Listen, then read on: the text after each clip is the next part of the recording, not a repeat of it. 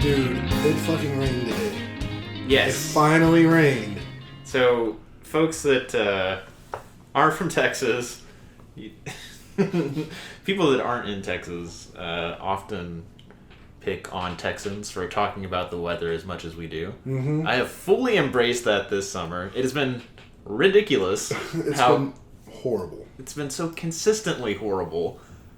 And for a long time, only this week did it finally kind of go down in temperature in the high. Mm-hmm. The low is still 75. And for Yeah. the longest time, it was like 101 of a high, 75 of a low, just week after week after week. Killed all of the grass, got us into like crazy water restrictions. Yep. And yes, it's raining. Fever is kind of broken, but Yeah. I'm not going to be satisfied until the low dips below 70. Then I'll be ready to embrace that we are out of this, again, ridiculous summer. I mean, that's absolutely fair. I'm not too concerned about the lows just yet because, I mean, those only occur in hours that I'm not really awake or outside, so it's not that big of a thing for me. But the highs, like, definitely seeing highs in the low 90s, even upper 80s, it's like, wow, okay, maybe summer's on the other side of it, or we're on the other side of it this summer. I think I did enough humble bragging last episode about the fitness benchmarks, but I am up every morning, and I am outside, and sometimes, like this week even, there have been a couple mornings where I'm like, oh, it's a good breeze. I know it says 76, but maybe it feels cooler, and then within minutes, it's like, God, it's still too hot. I mean, something I've experienced about mornings, and when I say mornings, like, I'm first going outside maybe like 7:15, 7:30 in the morning, so not stupid early, but still early-ish. Yeah, it's earlier. And yeah, so recently, not so much today, but a lot in the last week or so, I've been noticing how when I wake up, go outside first thing in the morning, it feels like wildly humid. Mm-hmm. And like I check on my phone, I was like, is this just me or is this a real thing? I look at my phone and it's like really high, and I'm like, what the hell's going on? We don't get rain. Like, where's this humidity coming from? And then a few hours later, it's down to like barely any humidity. It's just weird. Yeah, we come from a very humid place, like a comically humid place of Houston. Swamp. Yeah, and I have felt it where like, my humidity immunity is just gone because I'll be, frustrated with it myself. Yeah, but hopefully we're on the other side of it. We're on the down stretch, downhill run of summer, because this one has been one for the record books. I want that first crisp breeze. I want to hear marching band echoing from the high school, however far away it is. Yeah. I want those Friday night light noises. Uh-huh. So big news, this was big news last week. The biggest thing that happened since last time we chatted, in my opinion, was we got to see Spencer. We got to see Spencer Lockwood. Yes, we did. It was magical. I got to cook for him, which was something I always love to do for the people that I love. Yeah. I think You're an old grandma. Yeah, it's true. I think you got to make something right. I righted some ships. So Spencer, I've known him for a long time. I don't know him as well as Nathan or even Jeremy does, but I've known him since junior high school and knew him all through high school, and then now post high school I've definitely known him a bit, but not all that much.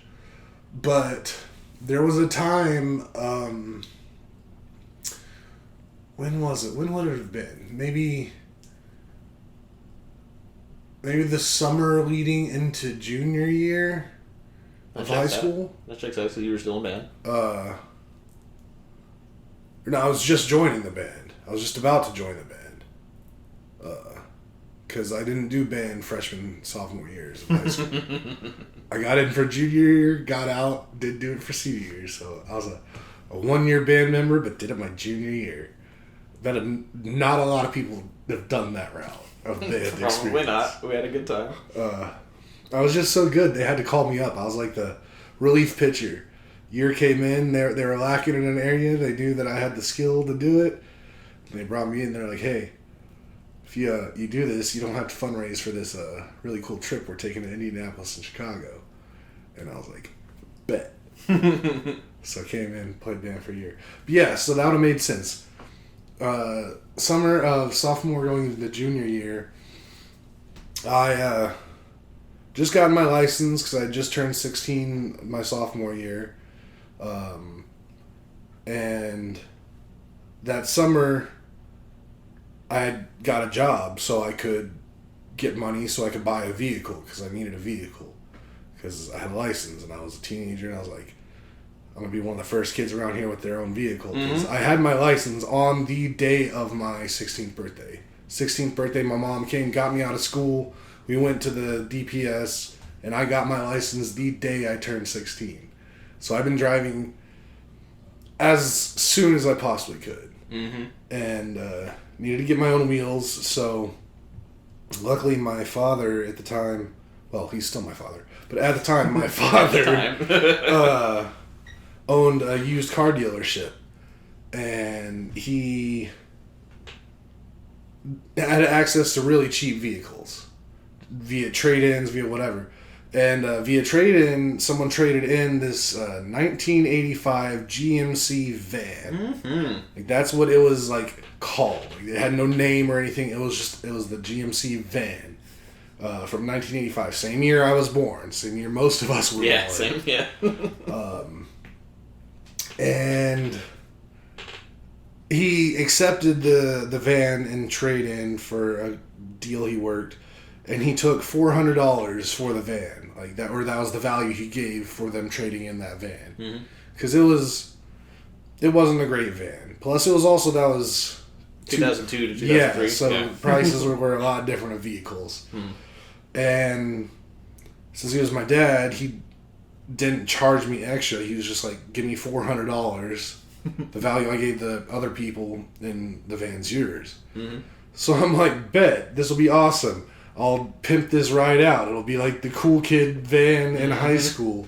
So I got the van. It didn't run great. Its windshield wipers didn't work. I had to drive it in the rain at night a few times without windshield wipers. I almost died trying to deliver pizza at 16 years old. But survived that. But I wanted to make it that cool vehicle. I was invested in that as well. Multiple. Yeah, a lot of us were. But went and bought some number of square feet of carpet from Lowe's. And just lined the interior with carpet, like not the ceiling, but like the walls and the floor with carpet. I forget this all the time. We contributed a love seat. Yeah, okay, that's right. It took me a second. At first, I didn't know, but once I started thinking about it, yes, you contributed a love seat that we put in there. Put up some string lights, some other stuff, and we just kind of had a cool time of a bunch of us helping me out really, but it was a group project, just making this van like a cool van we could all ride around in, hang out in, do whatever in.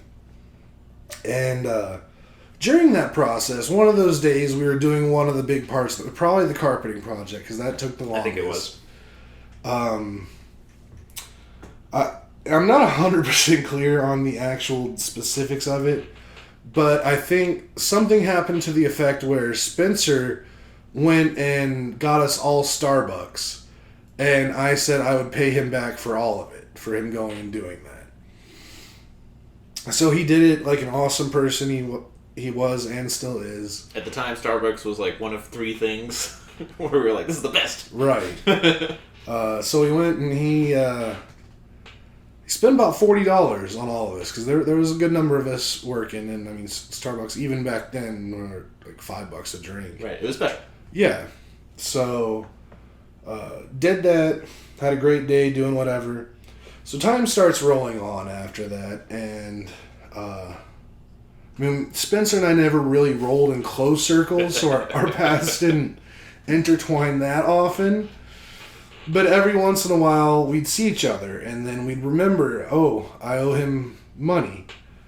And, I mean, a lot of my young life, and even later than my young life, I've been pretty not flushed with cash all the time, I guess I would say. So, a lot of times I just wouldn't have it. I'd be like, all right, next time I'll get you.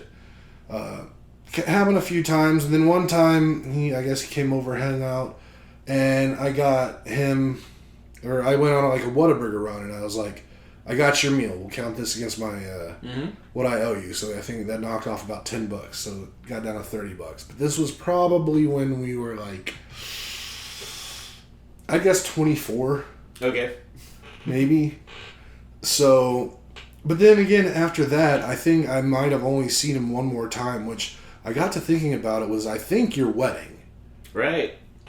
Because I know he was there, but then after that, I don't think I had much Spencer in my life since then. So I hadn't seen him in like 11 years or something almost, or whatever, more than that. And I've just always thought about it. Anytime Spencer was brought up, I'm like, oh, I gotta make this right. And I guess I could have like reached out to him like, hey, what's your Venmo? What's your Cash App? Right. Let me make this right. Those didn't exist for a long time. For a long time. And over the last few years, I guess I could have thought about it. But I didn't. I mean, I'm not thinking about Spencer every day. Like, Right. I only think about him really when he comes up in conversation, usually with you. Because I do think about him most days. Correct. But when I heard that he was coming in town recently, I was like, all right, this is my chance. Let's make it right. So I went and I got him a nice card. The card was actually for someone's retirement, but it really spoke highly of the person. Like, you're an amazing person. They don't make them like you. And then at the bottom, I crossed out happy retirement and wrote, thanks for putting up with 20 years of me owing you money for Starbucks. Mm-hmm. And I gave it to him, and he seemed to get a good little laugh out of it. He did. I got pictures of that, and when I post this on Facebook, that'll be one of the photos that goes with it. He did genuinely enjoy it, and he was cracking me up with his like, now I can finally only recently had this not been at the front of my mind. He was killing me. I mean, honestly, I thought about it because I was like, man, I don't like being that guy, and just knowing, like, I just always wondered, like, if Spencer, like, if whenever I somehow crossed his mind, because I probably did at some point in time, just in memories, that's what happens. I was just always like, man, I hope he doesn't just, all he thinks about is, like, he owes me $30. Just when he's out in the woods every night in front of the fire, he's sharpening his knife like Arya Stark. Exactly. Kelly Wilson. So I made sure to make that right with him, and I did.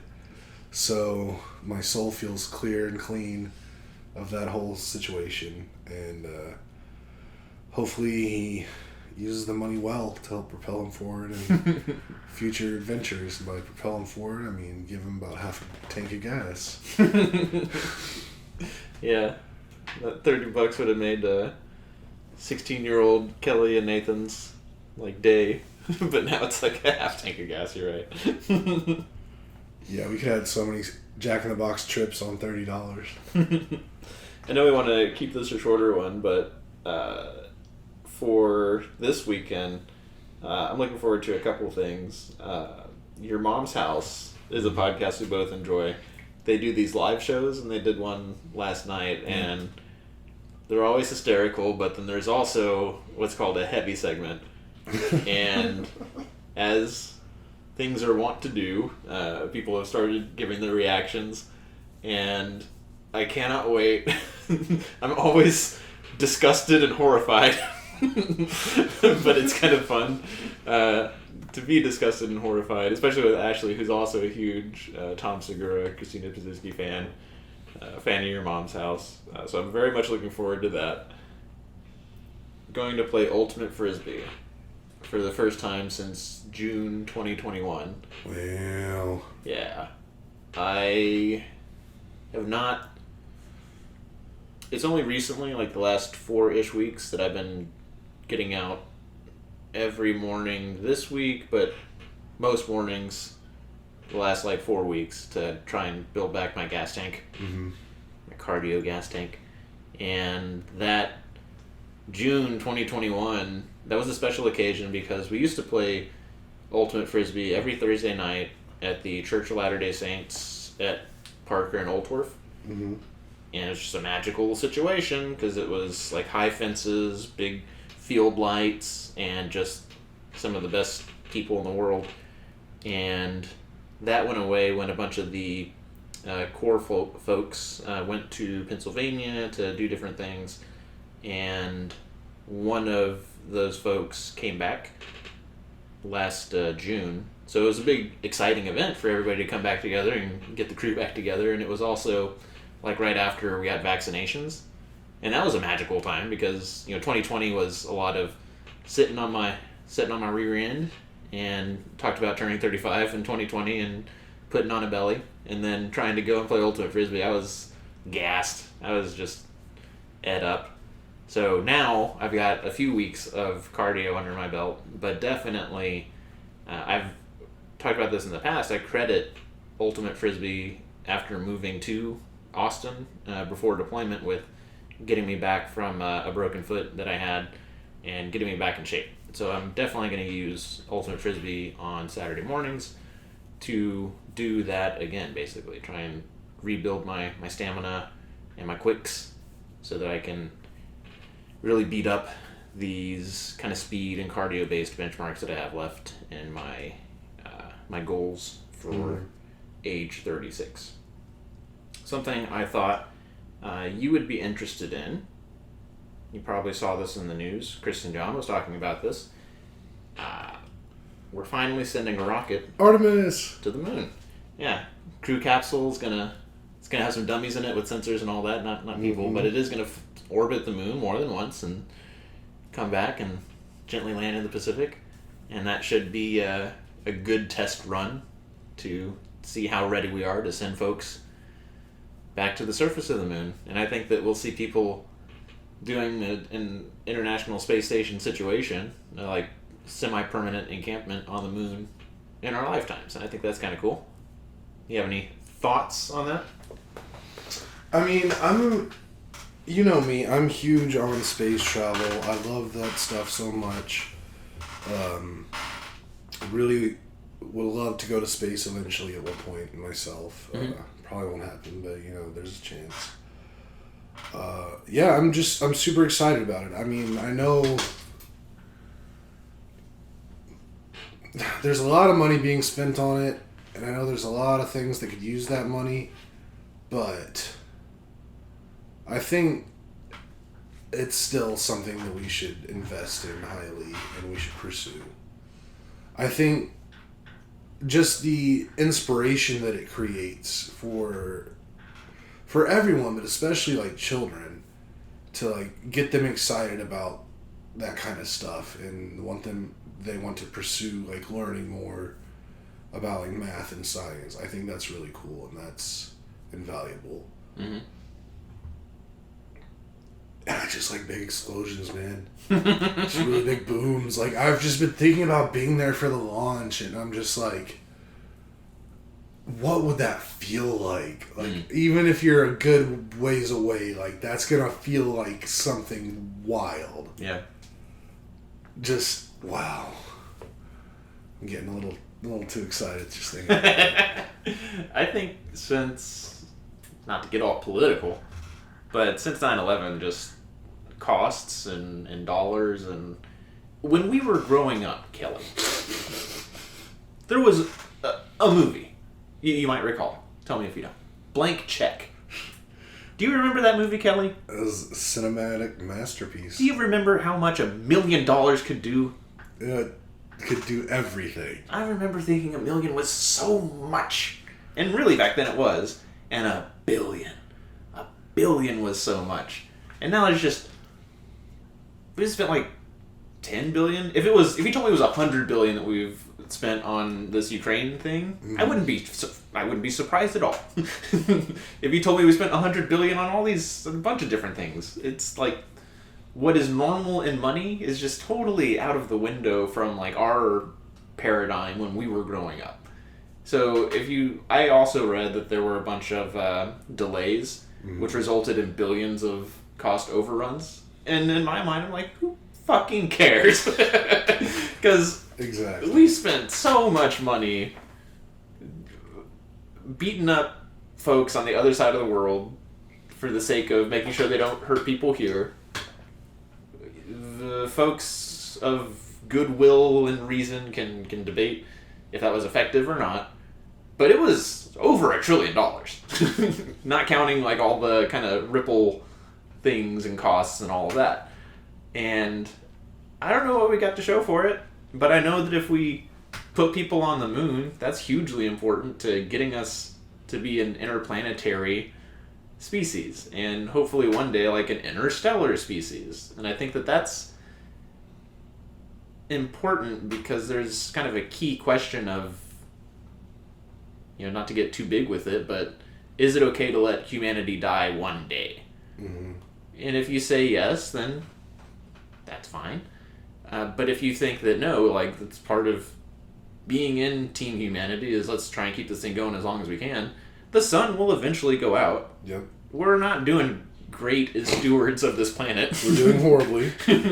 And I would love to see us do better with this planet that we have, because no matter what, it's always going to be our home.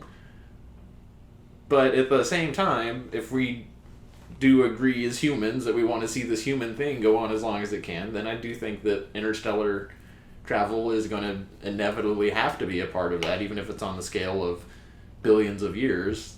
I mean, if you want to see it go on in perpetuity, if you see an end in sight, then you got to start planning around that end, in my opinion. I completely agree. Yeah. So, I don't care how much it costs. I kind of care more about whenever I see rockets go off, I'm always like, damn, I guess it's like mostly hydrogen, right? And you can get hydrogen from anywhere? Yeah. Okay. Then I don't worry that much. Because I used to think like, that's so much dinosaur. That's so much melted, pressurized dinosaur. Just coming out of a rocket to send people out of this planet. But yeah, hydrogen's very abundant. So who cares about that? Yeah. So we were working on something before we started our weekly podcast. Normally Thursdays, my job is coast to coast, so I can basically start as early as 7, and if I wanted to, I could end as late as like 6, because there's, it's 4 o'clock in San Diego where a lot of my people are. So Thursdays, I usually just get an early start and kind of work through lunch if I want to, and then kind of wrap up at 4 or 4:30 to get over here at about 5. Got over here a little bit earlier so that we could work on a little project, a little thing to do with the Tyrannosaurus Tex Fantasy Football League, which is now in year 11. Yep. And is anybody who's ever participated in an endeavor that endures for a long time, you gotta keep spicing it up. Yep. You gotta keep the people excited, and that's a little bit of what we've been working on. I don't want to give too much away, but it's a media experience that we were inspired by somebody in the league who had their own league in another sport that, when we saw what they did, just had to have it, had to incorporate that into our week to week. And I'll be the first to admit, like, I tried to stay on top of like week to week updates with Fantasy Football League, and typically good for the first 3-ish weeks, but fall is a busy season in what I do. And in all the years we've had so many cool themes, it has always been my pleasure to find some graphics and do some real shitty MS Paint picture editing and putting together stuff on a weekly basis of so and so, these are the matchups, this is who won, etc. And it's always sucked whenever I like lost track of it and couldn't keep up with it, but again, without giving too much away, yeah, that's a little bit of what we were working on. And I'll pause there. Do you want to talk about what's happening this weekend? Yeah, sure. So this weekend we're setting the draft order. That's the big thing. Give everybody a couple weeks to do some mock drafts at their position. Just get a little better feel. Just give everybody a little more time, and just also give everybody just a bit more excitement in the preseason. Because I don't know, maybe this year more than most in the past, I've been more into this preseason. More into it, me too. It really is just kind of like, I mean, I've said it in other podcasts. It really means a lot of things to me, and this year it's a lot. Like, it's definitely now become like my second Christmas season. Just football in general. So I want to make the most of it. So doing that Saturday is just another little event along the way.